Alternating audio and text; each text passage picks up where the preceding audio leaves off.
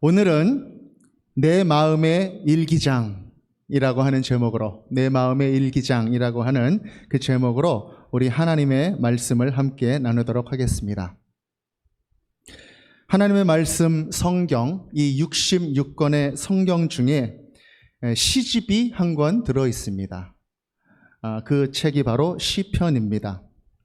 이 시편이 성경에 들어있다라고 하는 것은 참 기쁘고 감사한 일이 아닐 수가 없습니다. 누구는 그렇게 말하죠. 어떤 사람 집 책꽂이에 시집 한 권 꽂혀 있지 않은 사람하고는 사귀지 말아라. 그리고 또 어떤 사람은 시를 모르는 사람과는 인생을 논하지 말아라. 뭐 이런 말도 했는데, 특별히 이 성경 중에 참 많이 읽혀지고 위로를 주는 이 시편이 없었더라면 우리 신앙 여정이 또 얼마나 건조했겠습니까? 특별히 구약에는요, 시가서 5권이 포함이 되어 있는데 그 중에서 이 시편이 가장 사랑받는 그런 책이죠. 이 시편은요, 이스라엘 백성들이 예배 음악용으로 모아놓은 150편의 시 모음집입니다. 그래서 시편 전체가 시이면서 동시에 악보가 없는 그런 찬송가, 그리고 악보 없는 기도다, 이렇게 우리가 생각할 수 있죠. 지금도 이 시편은 유대교 그리고 기독교 예배와 찬양에 있어서 아주 독보적으로 중요한 책입니다. 이 시편을 히브리어로는 테힐림이라고 하고 찬송이라고 하는 뜻이죠. 또 헬라어로는 프살모이 이렇게 부르는데, 특별히 현악기 반주에 맞추어서 노래하는 것, 이런 뜻입니다. 그래서 현대의 그 영어 찬양, 영어로 시편의 표기에 그 기원이 된 그런 어원이 되었습니다. 이 시편에는 인생이 담겨져 있습니다. 여러분, 그 인생을 우리가 시에 담을 때 거기에는 즐거운 일이 담길까요? 아니면 괴로운 일이 담길까요? 정답은 둘 다 담긴다라는 것입니다. 둘 다. 시인은 즐거울 때나 괴로울 때나 시를 씁니다. 그것이 인생을 노래하는 시인의 마음이죠. 기쁨의 눈물을 흘릴 때에도, 슬픔의 눈물을 흘릴 때에도 그 눈물 속에 들어있는 그 진실을 노래하곤 합니다. 열심히 믿음의 길을 걷고 있는 우리 믿음의 형제 자매님들, 여러분들의 삶에는 지금 어떠한 시가 흐르고 있습니까? 우리 모두의 마음속에 시 한 편이 항상 흐르고 있기를 기원하는 것입니다. 어느 목사님이 그 임직 예배에서 그런 말씀을 또 하셨습니다. 진정한 종이 되려면 그 몇 가지 조건이 있대요. 근데 그 조건이 뭐가 있냐면, 성실해야 되고, 또 자기 목소리가 없어야 되고, 또 주인의 뜻을 잘 따라야 한다. 그런데 이게 다가 아니라는 거예요. 진정한 종이 되려면 또 한 가지 조건이 있는데, 그게 뭐냐면 힘든 하루 일을 마치고 집에 돌아가서 달빛 푸른 밤에 하늘을 보며 앉아서 노래를 부를 줄 알아야 한다. 그게 진짜 종의 조건이다라고 하는 것이죠. 노래를 부를 줄 안다는 것, 삶의 애환을 시로, 노래로 승화시킬 줄 안다는 그런 뜻이 아니겠습니까? 살다 보면 어찌 즐거운 일만 있겠습니까? 어찌 억장 무너지는 일이 없겠습니까?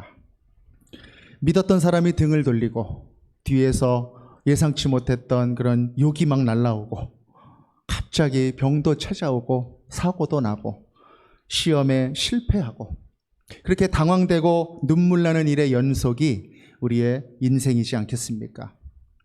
특별히 믿는 자녀들의 삶도 마찬가지죠. 믿는 자녀들의 삶이기 때문에 때론 더 어려운 일이 찾아옵니다.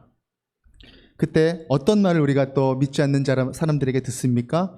네가 믿는 하나님이 도대체 어디 있느냐, 그러한 조롱의 말도 듣는 것이죠.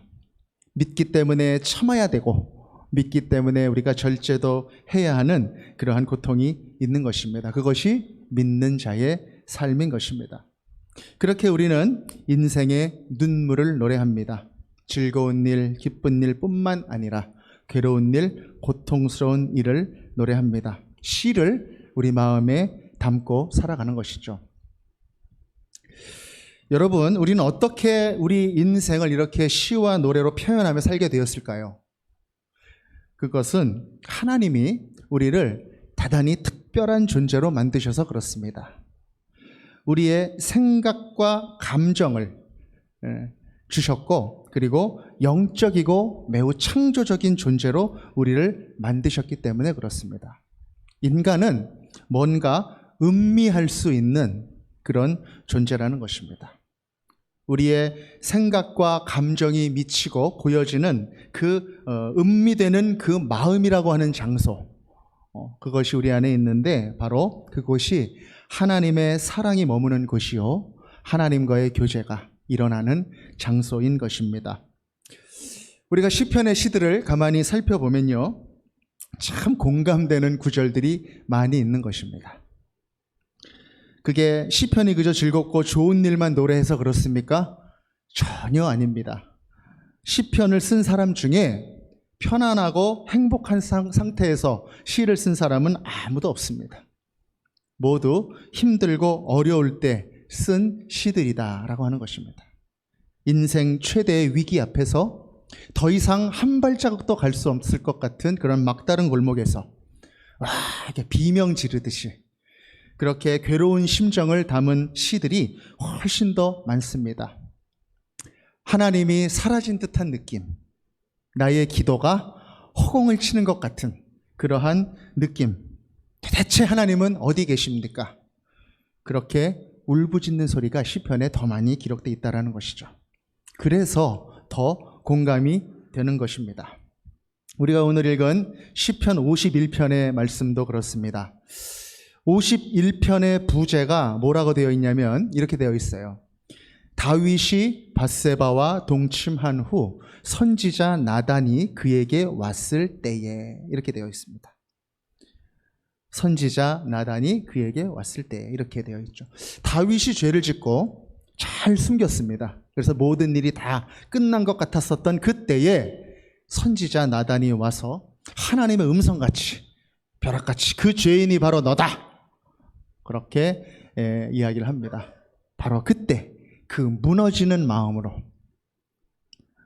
그렇게 쓴 시가 바로 시편 51편의 시라고 하는 것입니다. 우리 다 같이 51편, 시편 51편 10절에서 12절까지 함께 읽겠습니다. 시작. 하나님이여, 내 속에 정한 마음을 창조하시고 내 안에 정직한 영을 새롭게 하소서. 나를 주 앞에서 쫓아내지 마시며 주의 성령을 내게서 거두지 마소서. 주의 구원의 즐거움을 내게 회복시켜 주시고 자원하는 심령을 주사 나를 붙드소서. 아멘. 하나님, 내 속에 깨끗한 마음을 창조하여 주십시오. 정직한 영을 새롭게 하여 주십시오. 나를 주 앞에서 쫓아내지 마십시오. 주의 성령을 거두지 마십시오.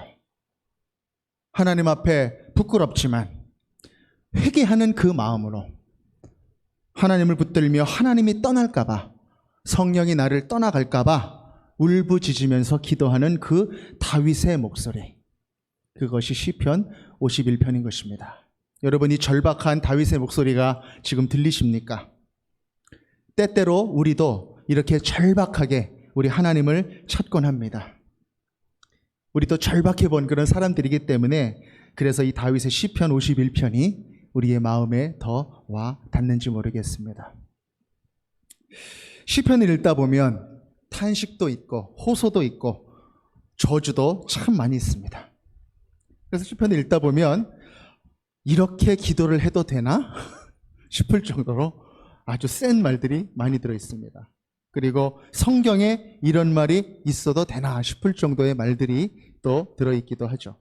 그런데 이상하게 공감이 됩니다.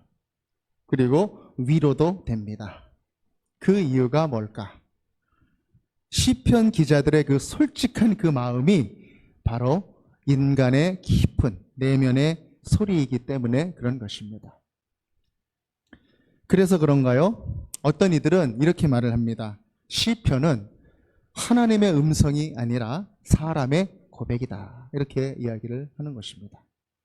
그러니까 이 시편에는 하나님의 음성이 들어있지 않다라는 거예요. 그러니까 이게 무슨 말이냐면 구약의 다른 책들은 하나님의 말씀, 그러니까 그 육성이 그곳에 들어있습니다. 그런데 이 시편에는 하나님이 직접적으로 주시는 그 말씀은 없고 고백하는 사람의 고백만 그 시편에 있다라고 하는 것이죠. 하나님한테 하소연하듯이, 하나님한테 수다 떨듯이, 하나님한테 고해성사하듯이 그렇게 사람의 목소리가 가득 들어있다라고 하는 것입니다. 그래서 구약의 다른 책들을 이르기를 인간에 대한 하나님의 말씀이다 이렇게 이야기를 한다면 시편은 하나님을 향한 인간의 목소리다 이렇게 이야기를 하는 것입니다. 그런데 그 인간이 누구냐는 것이죠. 그 인간은 바로 하나님을 찾는 그 인간이다라고 하는 것입니다. 그 중심에 하나님이 들어있는 그 인간. 넘어지고 때로는 자빠지고 절망하고 우울해하는 그런 인간이지만 그 순간에도 아주 처절하게 우리 하나님을 붙잡으려고 발버둥치는 바로 그 시편을 기록한 그 시인의 모습이 바로 인간의 모습이다라고 하는 것입니다. 그래서 종교개혁의 그 칼빈은 이렇게 말을 했습니다. 이 시편은 우리 영혼의 해부학이다. 그렇게 이야기를 했습니다. 우리 영혼을 하나하나 벗겨내듯이 그렇게 기록을 했다는 것이죠.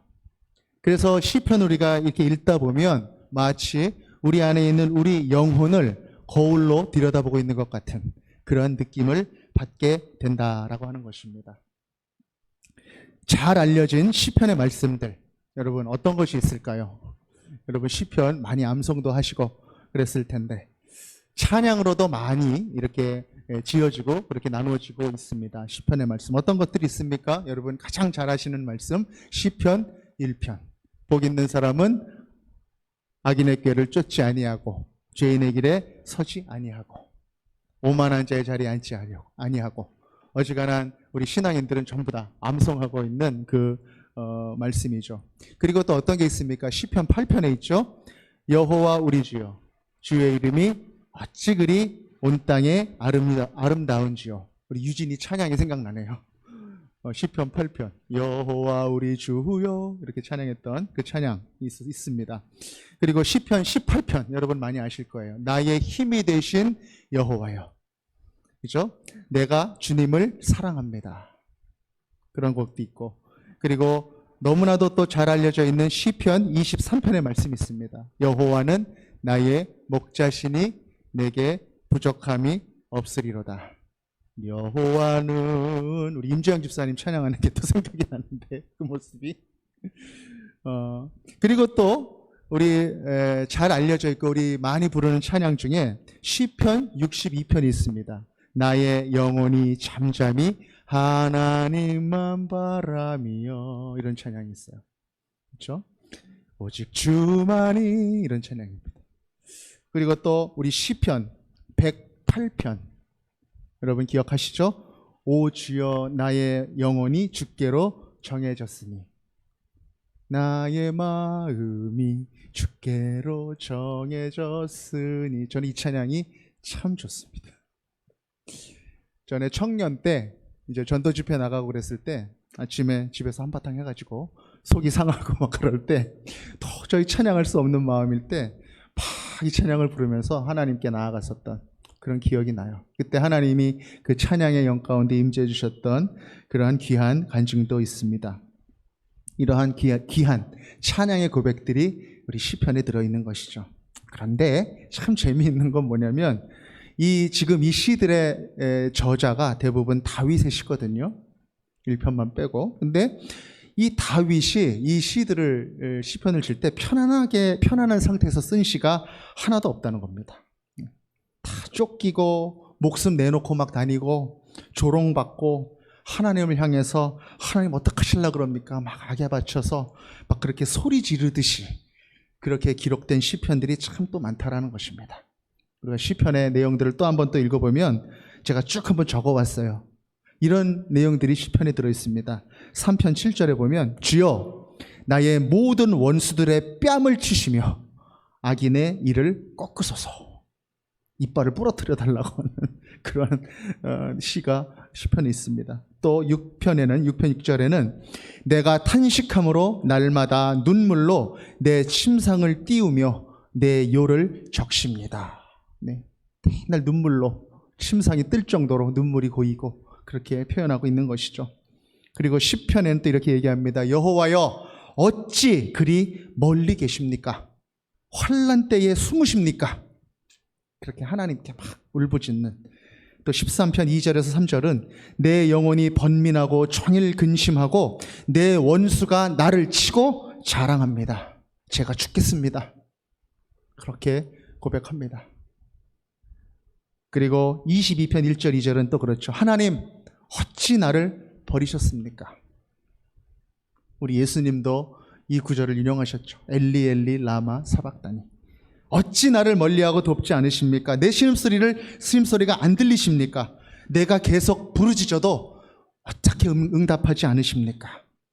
그렇게 이야기하고 있는 것입니다. 27편 2절에는 이런 표현도 있어요. 악한 사람들이, 내 원수들이, 내 적들이 내 살을 뜯어먹으려고 덮칠 때 그들은 걸려 넘어질 것입니다. 그런 표현도 있고. 또 35편에는 이렇게 되어 있습니다. 하나님 내 편 좀 들어주세요. 나와 싸우는 자와 싸우시고 나와 다투는 자와 다퉈주세요. 그렇게 고백하는 것이죠. 또 38편에는 여호와여 주의 노하심으로 나를 책망하지 마시고 주의 분노하심으로 나를 징계하지 마옵소서. 그리고 40편에는 이런 표현이 있습니다.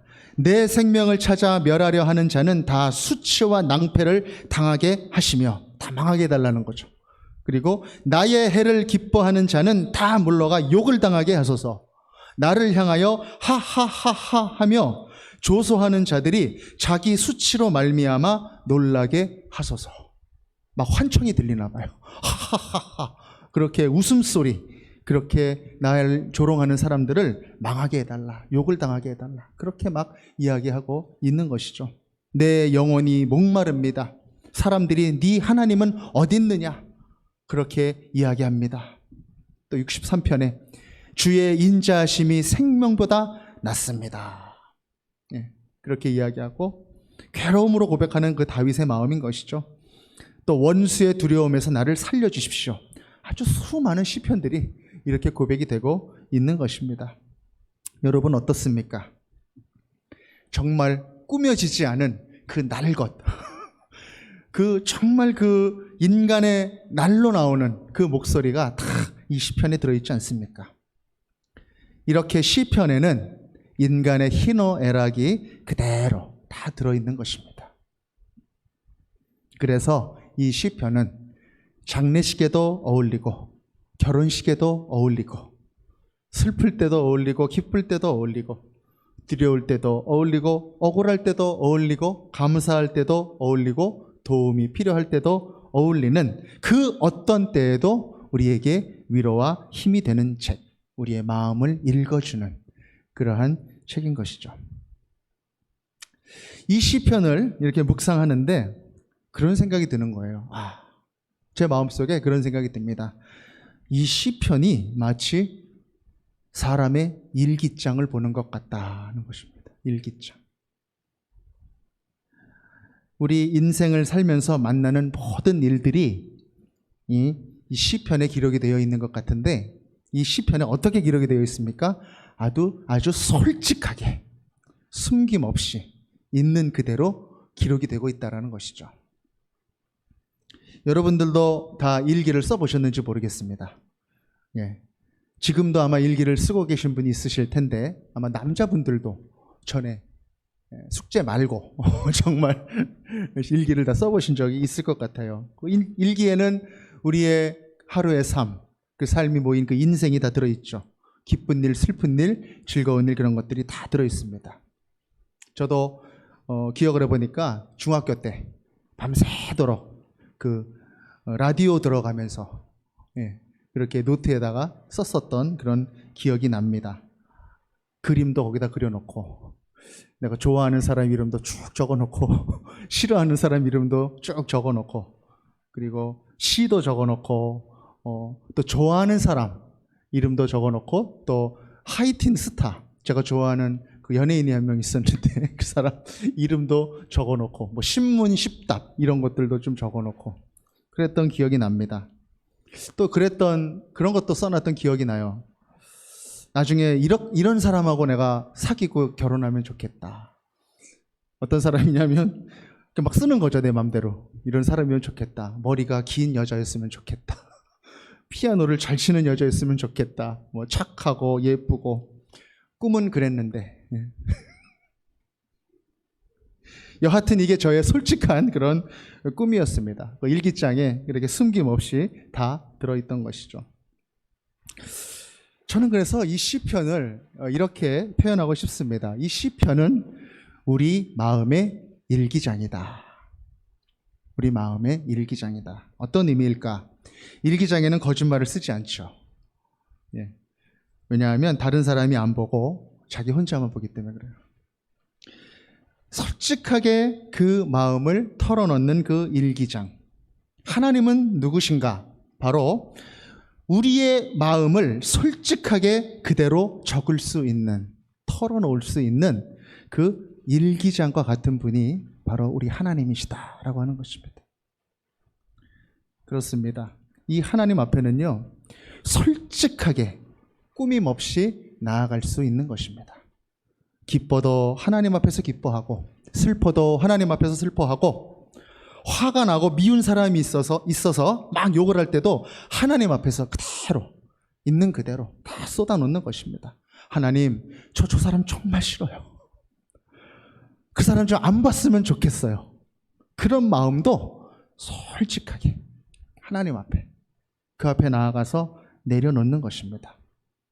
살다 보면 우리가 죄짓고 넘어지는 일들 왜 없겠습니까? 안 그런 척하고 살아도 우리는 모두 연약한 그런 인생들이 아니겠습니까? 그렇게 때때로 우리가 넘어질 때조차도 다윗처럼 하나님 앞으로 넘어지는 것입니다. 실족하여 넘어질 때도 막 넘어지면서도 하나님! 그러면서 하나님 쪽으로 그렇게 넘어지는 것입니다. 그럼 그곳에 소망이 있는 것입니다. 하나님이 일으켜 주시기 때문에. 우리가 살면서 얼굴에 마스크 하나씩을 다 끼고 살아간다고 해요. 그런데 살다 보면 그 마스크가 내 얼굴에 너무 착 달라붙어가지고 이 마스크가 내 얼굴인지 얼굴이 어딘지 잊어먹을 정도로 그렇게 살아간다고 하는데, 솔직하게 우리의 연약한 모습 그대로 우리 하나님 앞에 나아가는 것. 다윗이 부족한 사람임에도 불구하고 하나님으로부터 그 중심이 합한 자다, 그렇게 인정을 받았던 이유는 무엇일까요? 단 한 가지입니다. 하나님 앞에서 정직했기 때문입니다. 진실되었기 때문입니다. 골리앗 앞에서 그가 좌고우면하지 않고 거룩한 분노로 나아갔을 때에도, 그리고 나단 앞에서 죄가 드러났던 그 자리에서도 이 다윗은 하나님 앞에 진실되게 솔직하게 나아갔던 것입니다. 그의 마음에 아무것도 걸치지 않고 벌거벗은 모습으로 그렇게 나아갔던 것입니다. 다윗의 시편은 다윗의 일기장인 것입니다. 사랑하는 여러분, 내 마음을 쏟아놓는 바로 그곳이 바로 우리 하나님의 마음이어야 하는 것입니다. 거기서 하나님이 우리를 위로하십니다. 그랬구나. 이리 와. 다 알고 있어. 얼마나 괴로웠니? 우리 모든 고통을 하나님께서 품으시고 위로하시고 사랑하십니다. 그 일기장에 하나님의 사랑이 우리와 함께 하는 것입니다. 그런데 여러분, 우리가 알죠. 하나님이 사랑이신 것 알고 하나님께 나아가면 그곳에 평강이 있는 것을 우리가 압니다. 그런데 알면서도 때로는 우리가 하나님 앞에 나아가기가 참 어려운 때가 있다는 것입니다.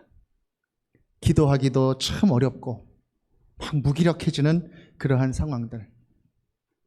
어떤 일이 생겼을 때 하나님 붙잡고 막 기도하면서 나아가야 되는데 자꾸 그런 생각이 드는 거예요. 어떡하지? 어떡하지? 딴 사람들이 이거 알면 어떡하지?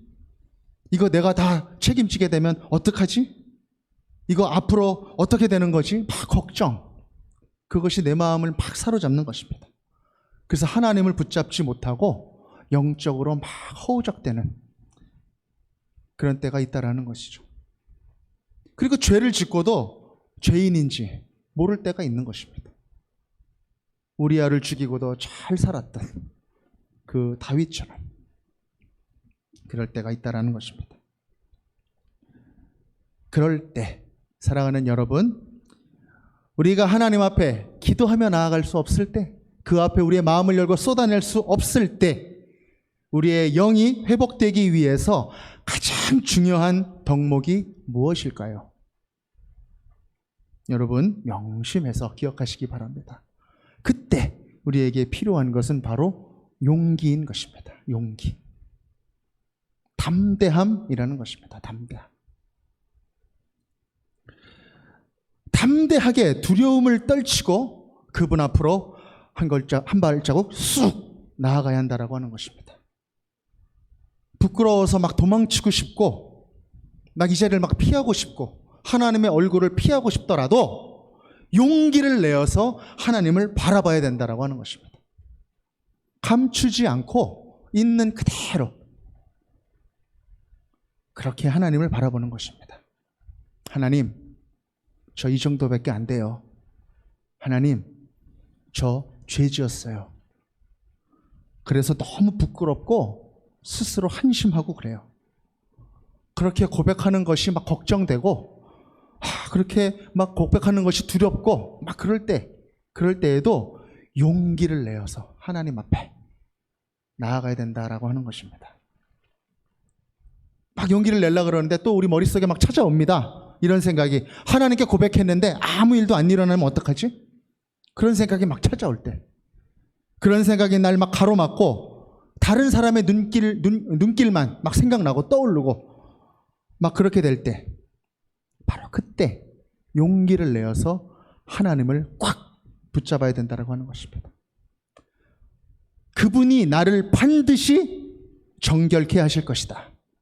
나의 기도를 들어주실 것이다. 이 믿음으로 담대하게 나아가는 것입니다. 바로 12의 혈루병 걸린 여인처럼 많은 사람들이 있었지만 저 옷자락만 만지면 내 병이 나을 거야. 그런 믿음으로 예수님도 모르게 그렇게 가서 만졌던 그 여인의 마음처럼, 죄를 뒤집어 쓰고 하나님께 울부짖었던 그 다윗의 기도의 모습처럼 그렇게 기도하며 나아갈 때 하나님이 반드시 그 사람의 기도를 들어주신다는 것입니다.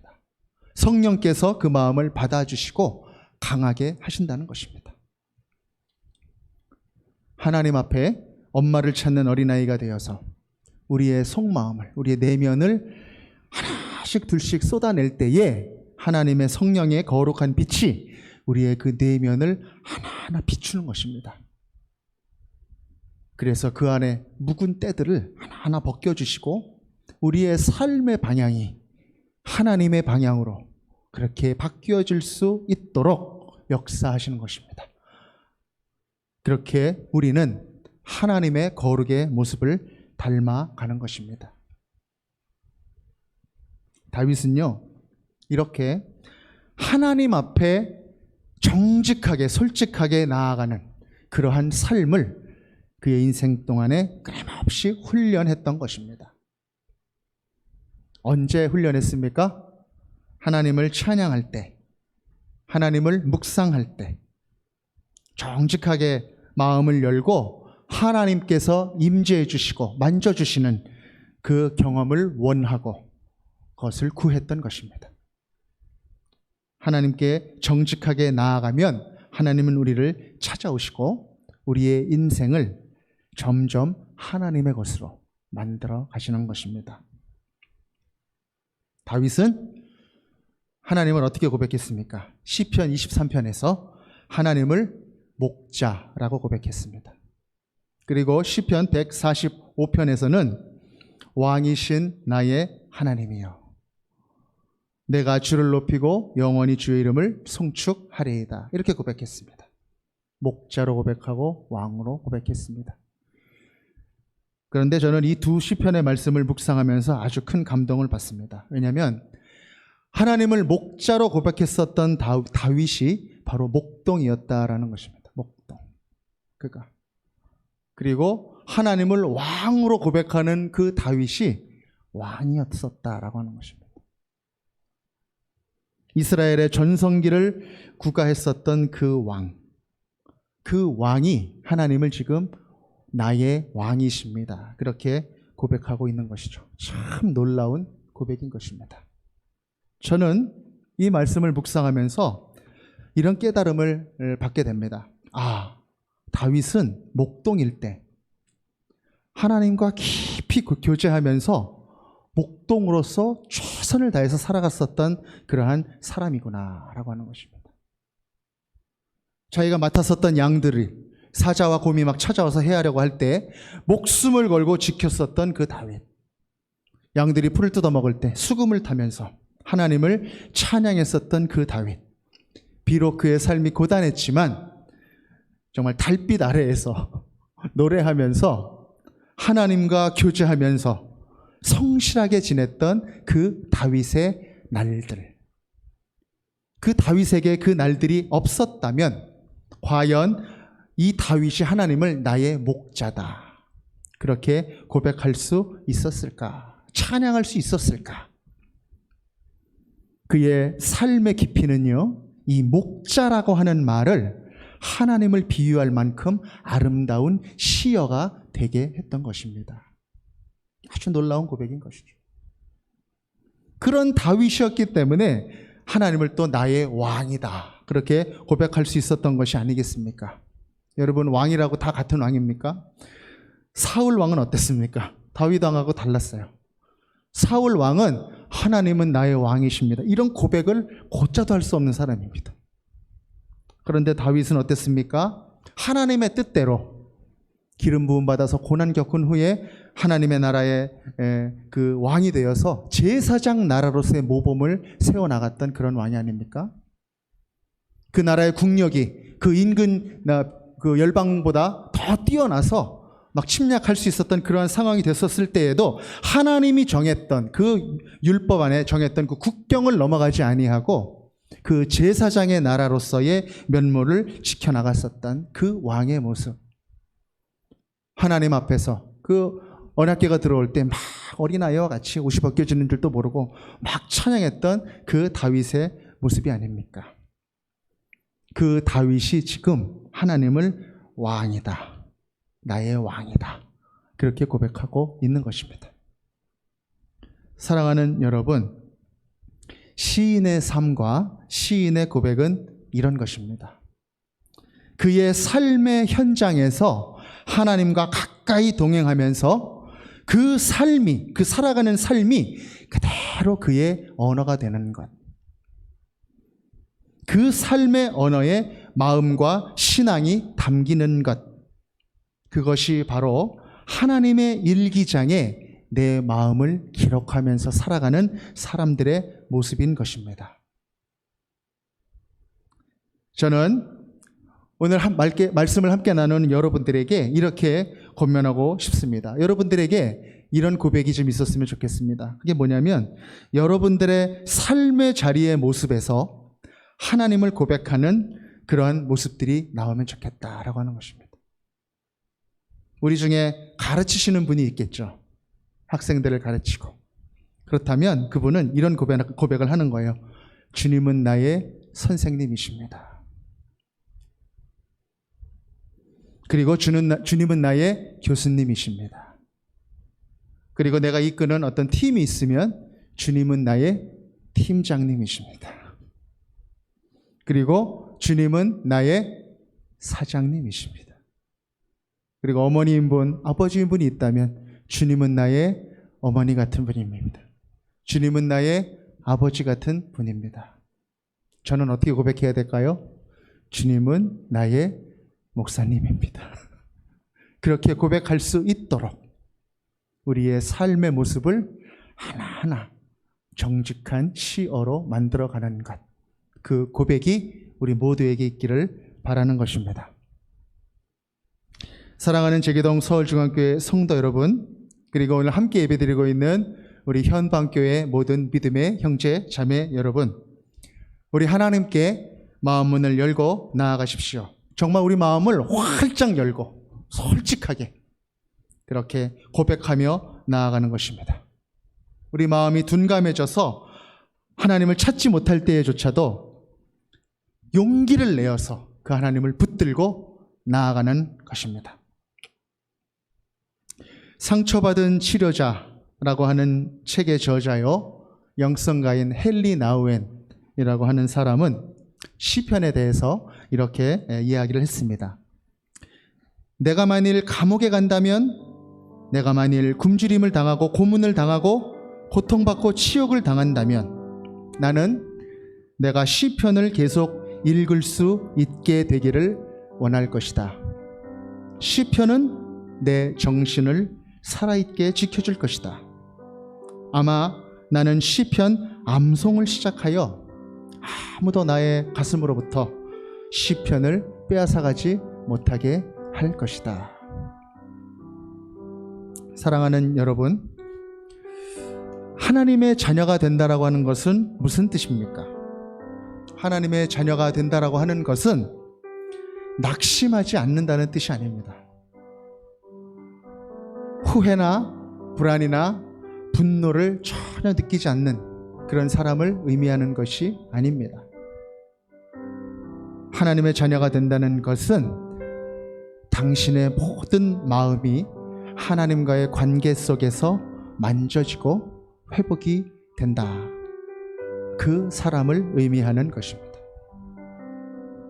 여기 하나님의 마음이 흐르는 시편의 강이 있습니다.